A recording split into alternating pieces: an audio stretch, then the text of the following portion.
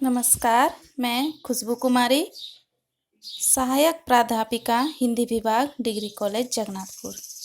स्नातक हिंदी प्रतिष्ठा semester 5 core 12 के लिए आज का मेरा विषय है जनसंचार के विविध माध्यम।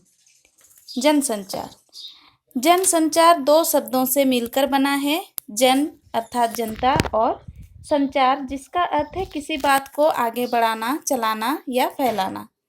अर्थात जब हम किसी भाव, विचार या जानकारी को दूसरों तक पहुंचाते हैं और यह प्रक्रिया सामूहिक पैमाने पर होती है, वही जनसंचार कहलाती है।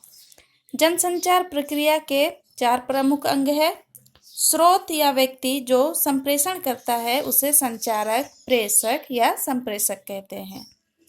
जिसका संप्रेषण या विनिमय किया जाना है उसे संदेश या विचार कहते हैं। जिसके द्वारा संदेश या विचार का संप्रेषण किया जाना है उसे माध्यम कहते हैं। और व्यक्ति जो संदेश प्राप्त करता है उसे प्राप्तकर्ता कहते हैं, और यह पाठक या श्रोता या दर्शक कोई भी हो सकता है।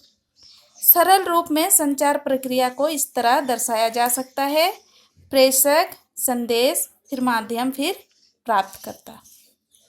संचार माध्यम को प्रमुख तौर पर 2 विभागों में देखा जा सकता है: परंपरागत माध्यम और आधुनिक माध्यम।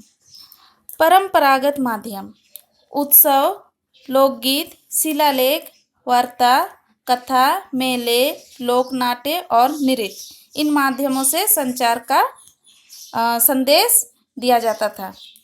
और ये संदेश पैदल या घोड़े की सवारी द्वारा एक स्थान से दूसरे स्थान तक पहुंचाया जाता था, या फिर कबूतरों का भी सहयोग लिया जाता था। कबूतरों के जरिए भी ये संदेश पहुंचाया जाता था।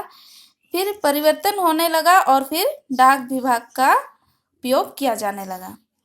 आधुनिक माध्यम जिसमें है मुद्रित माध्यम, श्रव्य माध्यम, श्रव्य दृश्य माध्यम। पहला है हमारा मुद्रित माध्यम। मुद्रित अथवा लिखित जनसंचार से तात्पर्य उस संदेश से है जो समूह के लिए छापा जाए या लिखा जाए। इसके अंतर्गत ऐसी लिखित सामग्री शामिल होती है जिनमें जानकारी हो, संदेश हो, किसी ऐसे सामाजिक विषय की चर्चा हो जिसमें समूह की दिलचस्पी हो। प्राचीन काल में चमड़े और शिलालेखों पर जनसंचार के प्रमाण मिलते हैं, लेकिन मुद्रण के आविष्कार के बाद लिखित अथवा मुद्रित जनसंचार में क्रांतिकारी परिवर्तन आए हैं। इसके अंतर्गत निम्नलिखित जनसंचार के माध्यम हैं। पहला है समाचार पत्र। समाचार पत्र के महत्व के बारे में हम सभी जानते हैं, फिर भी मैंने कुछ महत्वपूर्ण तथ्यों को लिखा है। जैसे समाचार पत्र सबसे सशक्त लिखित माध्यम कहा जाता है और इसे विश्वसनीय मित्र भी माना जाता है। इसके रूप है साहित्यिक, धार्मिक, राजनीतिक, दार्शनिक, वैज्ञानिक इत्यादि। पहला जो समाचार पत्र है उद्दंत मातंड 1826 ईस्वी में कलकत्ता से प्रकाशित हुई थी। पत्रिकाएं समाचार पत्रों का विस्तृत रूप है। इसकी सामग्री और पृष्ठ समाचार पत्रों से अधिक होते हैं। इसके विभिन्न वर्ग हैं: साप्ताहिक, पाक्षिक, मासिक, त्रैमासिक, अर्धवार्षिक तथा वार्षिक।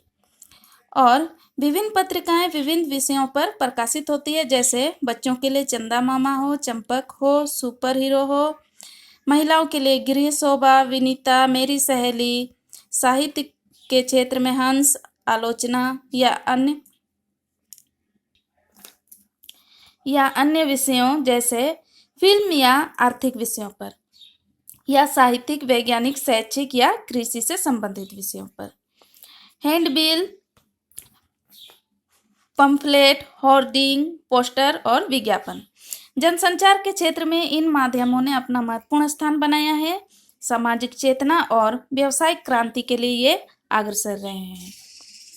विज्ञापन आम आदमी के जीवन के साथ जुड़ गया है। पैम्पलेट, हैंडबिल हमारा ध्यान आकर्षित करते हैं। चौराहों और विशेष स्थानों पर लगे पोस्टर और होर्डिंग्स, जो बड़े बोर्ड भी कहलाते हैं, भी हमारा ध्यान आकर्षित करते हैं। कुल मिलाकर विज्ञापन एक दिलचस्प क्षेत्र है और जनसंचार का महत्वपूर्ण माध्यम।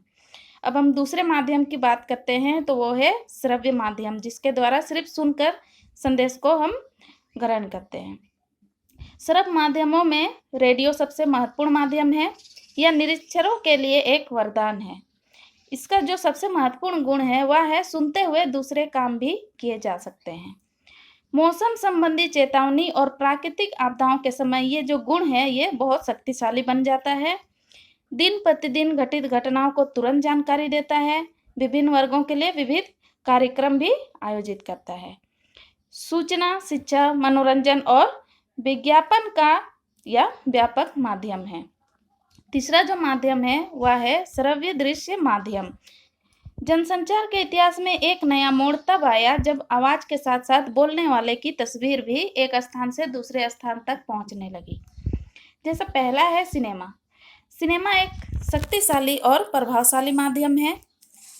इसकी जो पहली फीचर फिल्म है राजा हरिश्चंद्र 1913 ईस्वी में प्रकाशित हुई दादा साहेब फाल्के द्वारा, और पहली बोलती फिल्म है आलम आरा जो 1931 ईस्वी में प्रकाशित हुई।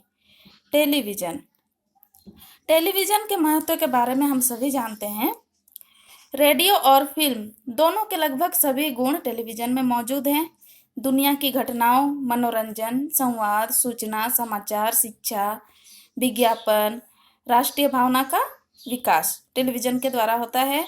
और टेलीविज़न का विकास 1930 ईस्वी में हुआ, जिसमें से दूरदर्शन 1959 ईस्वी में आया, आविष्कार हुआ। धीरे धीरे इसमें विकास होता गया और सैटेलाइट इंटरसेक्शन टेलीविज़न एक्सपेरिमेंट से अंतरिक्ष के साथ जुड़ गया और आज हर घर में हर व्यक्ति उसकी भाषा बोल रहा है। तीसरा उदाहरण है वीडियो कैसेट, डीवीडी, सीडी। इसके महत्व के बारे में भी हम सब जानते हैं। अब आगे अन्य प्रयोजनिक माध्यम या कहे तो नए जनसंचार माध्यम, जिनमें से है computer, photography, mobile, internet, email, web portals, teleprinter, teleconferencing, social networking site आदि। इन सब का उपयोग हम आज लगातार कर रहे हैं और इसके उपयोग के बिना जीवन की कल्पना भी नहीं कर सकते। धन्यवाद।